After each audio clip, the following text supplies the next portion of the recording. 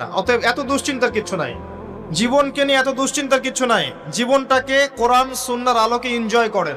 কোরআন সুন্নাহকে দিয়ে জীবনকে এনজয় করা যায়। কোরআন এবং সুন্নাহর আনুগত্যের মধ্য দিয়ে আপনি জীবনকে উপভোগ করেন, টেনশন করার দরকার নেই। মনে রাখবেন, আল্লাহ যদি আপনার সাথে থাকেন এবং আল্লাহ যদি আপনাকে কবুল করেন, পৃথিবীর কোনো শক্তি নাই আপনাকে টলাবে।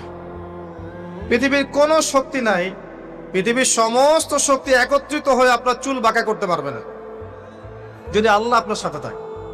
আর যদি আল্লাহ আপনার সাথে না থাকে, আইওয়াস শোডাউন দিয়ে কোনো লাভ হবে না, কেউ আপনাকে বাঁচাতে পারবে।